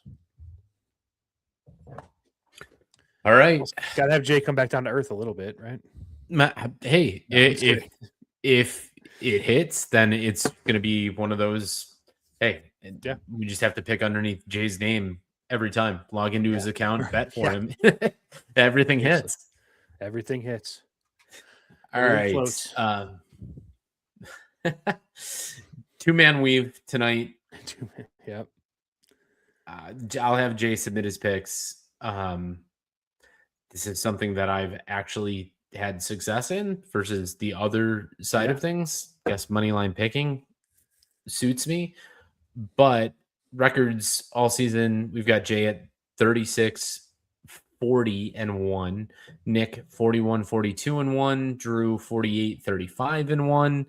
5 games on the money line. 7 games on the money line. Some good games out there. Yeah. Really good games. It's a good week. Really tight lines. Yeah. I'm excited for this week because this is mostly in the AFC. There's more conference matchups and more tight matchups. We've got a lot of interdivisional or out of conference matchups in the NFC with some lower AFC opponents. But let's first off talk New England and Buffalo. We know what happened last time. New England took them down on a night game. This is a 12 o'clock game. We are in Buffalo. Buffalo is favored by 1.5. Nick, what do you think? You think Buffalo's getting the better of them this time around, or is New England continuing hot streak? Yeah, I think New England I think Buffalo takes this one. I don't know, New England, you don't win as many games as they've won by being a fake team. I think I've been kind of running with that with the Patriots for a while. They have a very weak schedule, but they're winning games they should be winning. We all said going into the season, Mike Vrabel was one of the best hires, in the NFL this year as head coach. He's a good coach, but I think Buffalo is Buffalo is playing for a little, not their playoff lives by any means. They're pretty firmly in the AFC playoffs, if I'm not mistaken. But, I think that this is a game where the Patriots can lock up the NFC East if they beat the Bills. So I think the Bills are going to have that added benefit, that added bonus, that added motivation of not letting the Patriots celebrate a division championship on their home field. So I'm taking the Bills just because, well, one, I think they're pretty comparable teams, and 2, I just think they got that added motivation. So give me the Bills. Yeah, all makes sense. This is actually, I completely apologize. I think I mixed up every single one of these. Oh, is this in New England? This is in New England. Oh, and Buffalo's still a 1.5 favorite? And Buffalo is still a 1.5 favorite. Oh, okay. Well, my point still stands. I'm still taking the Bills. It doesn't change. Sorry. No, that's good. That's fine. Let's go. I like the Bills in this game regardless. So I think the Bills don't want to give up the AFC East crown head to head. I think the Patriots will win the AFC East. There's no doubt about that. But I don't think the Bills are going to let them do it to them head to head. So I'll take the Bills. Yeah, I'm with you. I'm taking the Bills. Their reign on the AFC East is not over, even if New England wins the AFC East. Mm-hmm. They're still seemingly, in my mind, the better team, even though they have to go to New England this weekend. The Bills have had some very questionable games lately, and it gets you sort of wondering, like, a loss at Miami, a loss at Houston. You come back, you beat Pittsburgh in Cincinnati. What is this team? It's still Josh Allen. Yeah. It's still Josh Allen. Drake May has been good. He's been good all season. Josh Allen is still the better quarterback of those two. Yeah. And you're going to take him. He's going to take this game very seriously. It's going to be a 12 o'clock slate. And I don't think they'll slaughter them by any means, but I think a cover in my mind is something that I have for the Bills for sure. I think a field goal game probably. Yeah. All right. Just talked about this game, talked about the over for you. So I'm going to kick it to you first. Baltimore. And I did confirm this one is in Cincinnati, but it is a Baltimore spread -2.5. Who you got in this game? So I am going to die with this ship. I'm going to take the Bengals. I'm going to continue to take the Bengals. I love Joe Burrow. They have some fight in them. Even when Joe Burrow wasn't playing, they had some fight in them. And their offense anyway, not their defense. Their defense is very bad. But the Ravens, just like, you said, they just seem so uninterested in every game they play. You know, if it's not like the Chiefs or the Bills, they just don't seem to get up for it. So taking the Bengals because I think the Bengals need it more. And I don't think they're the better team, but I just think the Ravens they play with their food, but they're not good enough to do that. You know what I mean? Like their record is, they're not even in the playoffs right now. So I think the Bengals get them here. Not in the playoffs, 6-7 points. Their point differential is still in the negatives. Yeah. Even though the Cincinnati defense is giving up more points than any team in this league, I picked him as my dog, so I got to pick him on the money line. I'm picking the Bengals too. Joe Burrow right now can score. Seems like if Baltimore gets down lately, they just stay down and won't score against anyone. I mean, actually, Cincinnati beat them on Thanksgiving. That's right. It was a bloodbath. Yeah. They crushed them. They just lost. And then Baltimore loses another one interdivision against Pittsburgh. And you got to wonder why, like we were just saying, Nick, why is Baltimore favored in this one? So maybe it's just off. Maybe we are just off, but yeah. Everything you're saying makes sense to me. All right. We'll get into another game we've talked about. We're talking KC. We're talking the Chargers. Although I like Patrick Mahomes, Nick, I gotta say, I think this is the death of the Chargers. Or I'm sorry, the death of the Chiefs. They're done. They're over with. I like what I saw out of the Chargers last week against Philadelphia. Against the Eagles. I liked them controlling the game on the ground. Yes, Justin Herbert is still hurt, and the way to win this game is to get him to air the ball out in opportune times. But if you can lean on Omari and Hampton and Kamari Vidal for a little bit of this game against that stout Chiefs defense, I think you're ready to kick them out. So give me the Chargers. I want to see that end. I I want to see the reign of the Chiefs end this week. Yeah, no, that makes sense. I've been calling for the end of the Chiefs for a few weeks now. I do think they win this game. I don't think the Chiefs. I still don't think they're going to make the playoffs. I think they're not. I think they're a flawed team. I don't think they're very good. Mahomes having a down year, but I mean, the Chargers. You look at their injuries, and it's just going to be very difficult to overcome. They're missing both of their star tackles. Their quarterback's playing with a broken arm. He got sacked 7 times last game. It's a question of how long is Justin Herbert going to hold up. I feel like there's a better than zero chance you're going to get some Trey Lance in this game just because of the amount of hits that Justin Herbert's going to take. I still think I'm buying stock in the Chargers for the postseason. If they can, I know their offensive line's not getting any healthier, but I think that Justin Herbert will get a little bit healthier.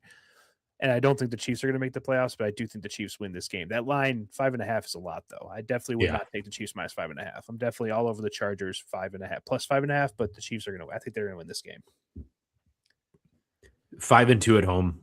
6-7 total. 5-2 at home. It's a good pick. I just kind of want it to end. No, I hear you, man. I've been picking against the Chiefs for weeks. No. Hey. We'll see. We'll see. This is an interesting one, especially with it being an interdivision game. That's interesting to see that it is a 12 o'clock slate in Kansas City, a 12 o'clock slate game. Yeah. A lot of cold though. So that fits into the realm of like Justin Herbert. You take one hit to your hand. Yeah. That's going to be one of those, do I want to play any more football today? Yeah. And you just talked about the slate. Can I just say really quick before we go further into this, the slate is very good. There are several awesome games. We're going to touch on a lot of the really good games. Why do we have the Vikings, Cowboys, and the Dolphins, Steelers are 2 primetime games? Like, this needs to be changed. Like, this is crazy. This is unreal. Absolutely insane. You got Rams, Lions playing, and they're playing at 3:25. Like, yeah, it's America's game of the week, but get that in primetime. Make that the Sunday night game. Then you could put, Chiefs. You could put this game there. You could put the game we're about to talk about, the game we just talked about, the Patriots, Bills. Like, all 3 of those games I'd rather see on Monday night than the Dolphins and the Steelers. I don't want to see the Steelers play football anymore. They're a bummer. They're not a terrible team, but they're a bummer. I don't want to see them anymore. So let's get the good games. The late year flexing has been bad. It really has been. They don't do it. The biggest problem that gets around this time of the year is the holidays, and it sets off schedules when you're having to do a Friday schedule and then you're trying to throw a Thursday game in there on top of all of that, or Saturday games. Saturday games starting next week. Yeah, it gets all messed up. But your flexing has to be better. Your flexing has to be better when you get to about week 10 and you start seeing these matchups go along. You got to understand, a trend. Yeah. I can't have the Minnesota Vikings any longer I can't have the Miami Dolphins in a prime time. Those got to go. You've got some absolute, we're getting to this one right now. Yeah. You got a Denver Green Bay game right here where you could flex that straight into a Sunday night or a Monday night 100%. And that's getting a 325? Probably. It's in Denver, so probably. It's got to be. Yeah. That's a 325, and it's not even America's game of the week. It's crazy. But yeah. Packers, Broncos. I'm going to give it to you, Nick. What do you got? I got Broncos. The disrespect to the Broncos to favor the Packers by 2.5 in Denver. Broncos are the number 1 seed in the AFC right now. We talked about it a little bit earlier. That's crazy. I think, I don't know.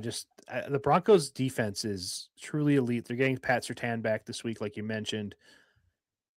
I don't know. I mean, outside of 3 or 4 plays, the Bears defense held them relatively in check. The Packers didn't dominate the Bears. They had 3 or 4 good plays. And the Denver defense is significantly better than the Bears defense. So I don't know what they're going to do scheme-wise against the Broncos defense. Now, Broncos offense, that might be a little bit of a tough different story against the Packers defense. But I like the Broncos this game. They're at home. They're underdogs. I typically go home dogs if it's close. And this is. So I'm taking the Broncos here. Mm-hmm. I hate to be so conforming and agreeable to you, but Yeah, no. Again, they're 6-0 at home. This is Yeah. Mile High Stadium. Yeah. The one thing that I just looked at that is, I wouldn't say concerning, but just kind of interesting and exceptional towards, you're going to have single digits across the Midwest and the East Coast this weekend. It's going to be 58 in Denver. Oh, geez, I didn't know that. That's funny. Yeah, it ain't gonna be cold, but at the same time, you're at altitude. Yep. Packers are traveling. I don't care if they're 4-1-1 away. You don't go into Denver and blow the doors off of a Denver team. A good Denver team. Yeah, a good Denver team. Yeah. Albeit. So and a good Denver team that is seemingly getting healthier and healthier and healthier and has won. Gosh, they started that's crazy. They started the season 1-2. They've won 10 games in a row. Crazy. Yeah. So I didn't realize that, but yeah, they're a very under the radar good team. Like, I don't know, they're not getting a lot of talk about them. They should. They are not, but they're a good team. And at home, like, I don't understand how there could be possibly dogs in this game, but yeah, I'm taking them. I'm going to be on that money line as well. Yeah. Yes, sir. All right. I want to. What do we have? We've got 2 more games. Now that the Tampa Bay Buccaneers have lost, can I throw a bonus in here? I want to throw a bonus game in here just for you and me. We can just get rid of the Dallas and Minnesota game. Don't need to record it. Don't need to put it towards the winners. I want to play an NFC South game. Okay. And after seeing what Tyler Shuck and the Saints did to Tampa Bay last week, we've got the Saints and we've got the Panthers. That's a 2.5 spread for the Panthers going into New Orleans. I don't know if I like the Panthers. I don't know if I like the Saints. Obviously, they're a 3-10 team, but who would you pick in this game? Dude, I feel like I've brought up about 6 shows in a row that I refuse to bet on the Panthers right now, just because. But I'll indulge you. But the Panthers are the weirdest team in the NFL this year. They've already lost a game to the Saints, so that was in Carolina. Yeah, but they've also beaten some good teams. They beat the Rams like 2 weeks ago. Like, they're not they're the weirdest team in the NFL. I would have to lean Panthers because I think the Saints are bad. Tyler Shuck was better last week, but I think the Bucs are a sinking ship right now. Like, the Bucs and the Eagles are giving off a very similar vibe about them right now. It's just that the Eagles were in a better spot to start. So I don't. So, you know, what they did to the Bucs last week, I'm not really taking that, giving them a ton of credit for it, because I think the Bucs are just going downhill fast. I do think the Panthers win this game. I think they cover this game, but I don't think it's going to be like a 10 plus point win. I think they're going to win by like 3 to 7 points.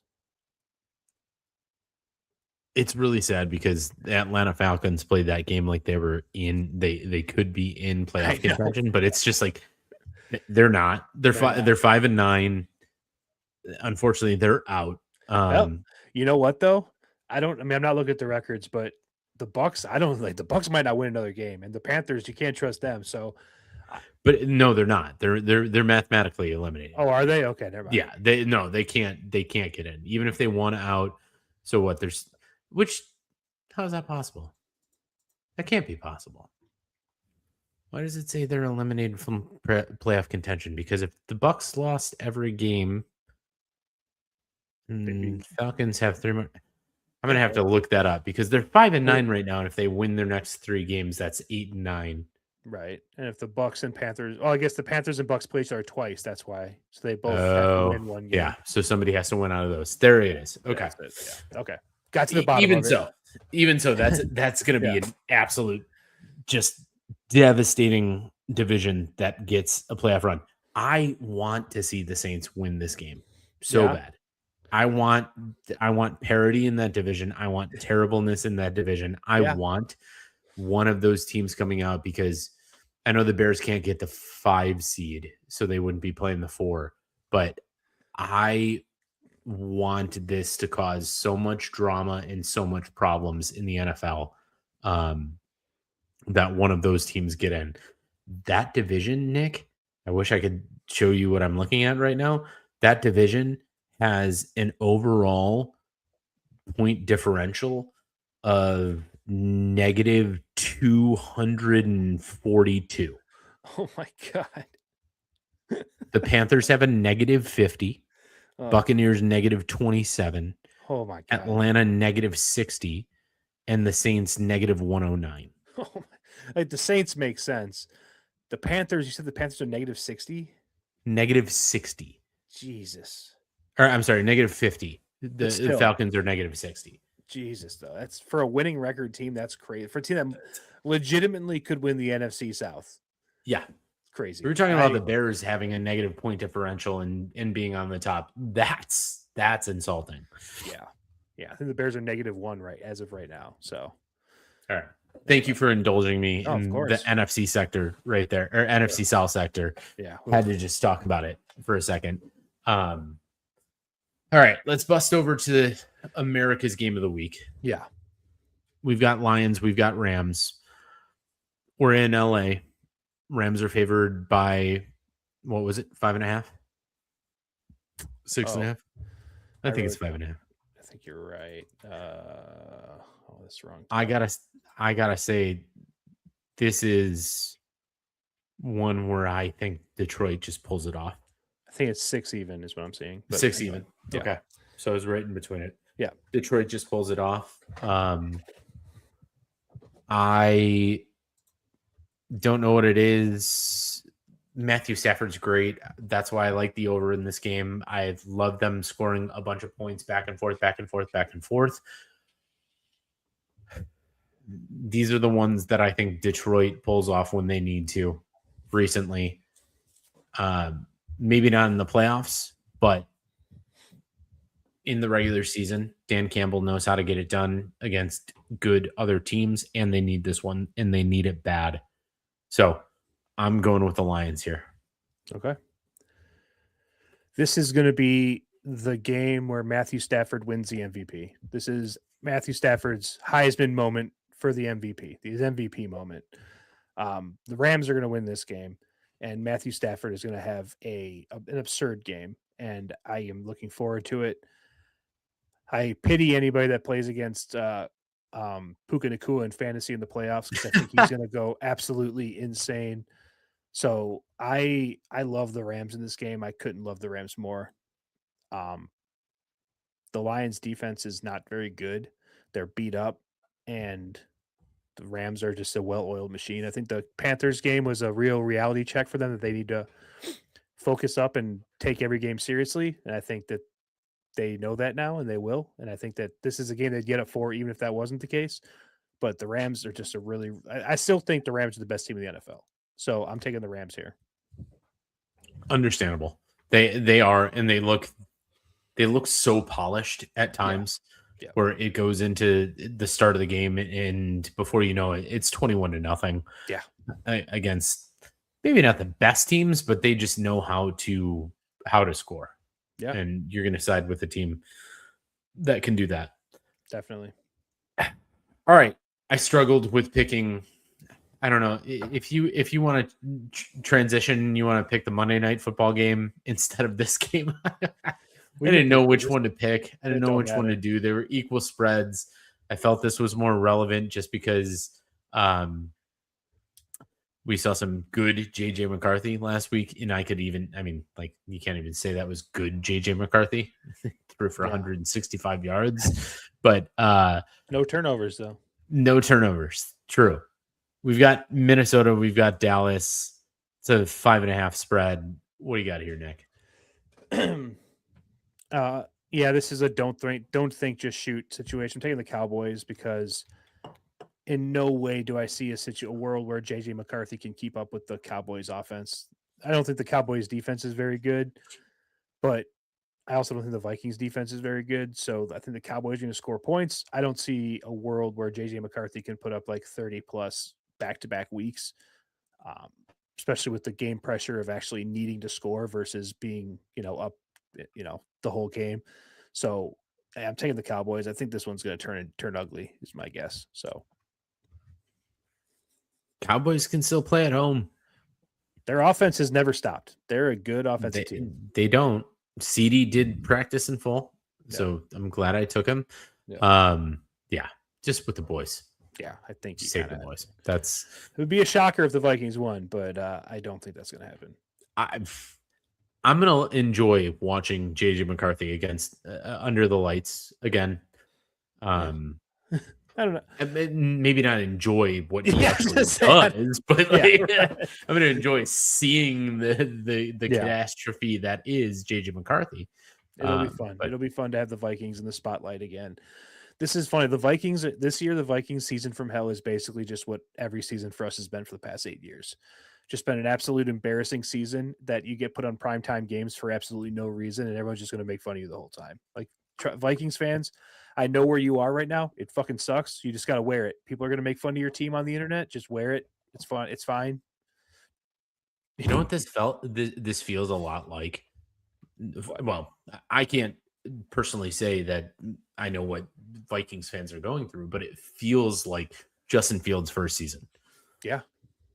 JJ McCarthy's first season feels a lot like Justin Fields' first season. Doesn't know how to throw the ball. Doesn't know where to run. Granted, Justin Fields can run like hell. Yeah. He can find lanes and run like hell. You know what? JJ McCarthy, your best friend is out there. Justin Jefferson just needs to catch the ball, dude. Yeah. Get him the ball. That's it. Just do it. There's no reason for him not to have 10 targets a game. There's no reason. But it is what it is. It is what it is, yeah. All right. Picking the easiest game of the week. Yeah. In the two-man weave right now. We're taking Bears. We're taking Cleveland, or Bears and Cleveland game. We're taking the Bears, obviously, for me. Yep. Don't think, just shoot, like you just said. Got to take it. My biggest thing for this game is I just need to see the early, you guys talked about it in the review show, the early run game. Get it established. Do it. Just, I don't care if you go 3 and out because you ran the ball 3 yards and couldn't get a yard on 4th down, whatever, or punted. Just run the ball all the time, the time. Keep going. It's going to eventually work. Your schemes work, Ben Johnson. Please, God, do that. And then when that has started to work, throw in one play action. That's the way you win this game. That's it. Yeah. No shock here. I'm taking the Bears as well. It's funny if you listen to Big Cat at Barstool at all, he's actually been talking about the Browns kind of all season. They've basically been playing the same game all season, where in the first half they're down a field goal and it looks like they're going to stay close, and then the second half the other team just completely pulls away and beats them. So if it's a close game at halftime, don't freak out. This is what the Browns do. But I do think, kind of just to go along with what you said, Drew, you just keep pounding the rock inside. Eventually it's going to open up. And you just got to stick to it. And Ben Johnson, he knows that. He's not a guy. We've had some offensive coordinators in the past, Matt Nagy specifically, who would abandon the run game if it didn't work immediately. I don't think Ben Johnson's that guy. So I'm not too worried about it. I don't think, again, 7.5 points. I don't love that spread. I think they could cover that, but Bears win this game, I think. And I don't think it's, I hope it's not one of those like cardiac inducing games that they've played, but as long as they come away with a win, I'm going to be happy. This late in the season, just give me wins. I don't care. Listen, it's going to be cold. It will be cold, yeah. We're going to a Santa brunch this weekend. Nathan's first family outing out with at the golf club and seeing Santa and all of that. I will hopefully not be clutching my phone, watching the game on it whilst the family walks around and gets food and everything like that, because nothing would be nicer than to just relax, watch this game, and then get into the nitty gritty of playing Green Bay again next week and analyzing and overanalyzing that game on a short week, because they play on Saturday next week. Yep. Yes, they do. Not a yes, they do, short sir. Week, but a short-ish week. So, yeah. All right. Wraps up all the picks. We're wrapping it up. Wow. We got to almost 2 hours here. We're talking about a lot of stuff. No, the NFC South talk is what did it, I think. Added an extra 5 minutes. How dare you? No, I'm just kidding. It's an interesting division and worth talking about for sure. It's just I wish the Bears were in the NFC South so bad. Oh God. Every division gets that once in a while. I know they do, but it seems like the NFC South gets seemingly, it often. Yes, that seemingly way too many times gets dealt that hand. Yeah. Yes. All right. We'll close it out. We'll close some thoughts. We'll close out the show. But what do you got for me, Nick, before this this beautifully cold weekend in closing thoughts? Yeah, I mean, honestly, not a whole lot. Yeah, I mean, Sunday morning woke up, and when we woke up and had all that snow, I was not expecting that. I don't know about you, but when I woke up to I don't know how much, I had like 7-8 inches of snow on my driveway Sunday morning. That sucked. Wasn't ready for that. The winter wet, I feel like December is usually a pretty mild month for weather in Chicago. I mean, it's a little bit cold, but it's not usually snowy and miserably cold. We usually wait till mid-January for that. So having this real winter weather come in early to mid-December is a shock to the system a little bit. So seeing negative wind chill before Christmas is wild. Yeah, I don't know. Just bundle up and yeah, I don't know. That's it. That's all I got. Just bundle up and be safe out there. Long underwear is your friend this time of season. It Absolutely. is. Yeah. Put it underneath the pants. Oh yeah. I have an interesting closing thought. You might not know them. Jay definitely will know them, and I'll mention this to Jay, or Jay will listen to this back and understand. Good brewery and friend of the show, Hop Butcher for the World. We used to kind of sponsor, or we used to call them our sponsors. They used to, and I used to help them out at a brewery called Miskatonic that is very close to us here in Darien, closing their doors at the end of this year. Damn. And I want to shout them out because been out there for 10 years, been putting out some really, really good product, great people. Not sure of the story behind it, but they did a really good job and servicing the community around here. So I just wanted to shout them out and say, did a good job for 10 plus years, and congratulations on what you did for the community. Wish everybody all the luck over there, because I knew a lot of them, got to shake their hands, got to taste their beer, obviously.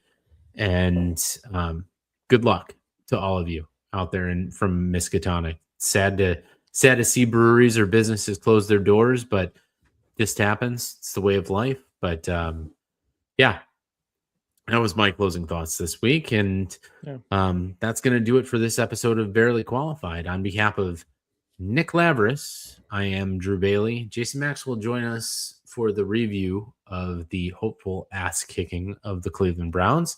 Yes, sir. But as always, guys, we will catch you guys on the flip side. Bear down. Thank you for listening to the Barely Qualified podcast. Like, comment, subscribe for more on a bi-weekly basis.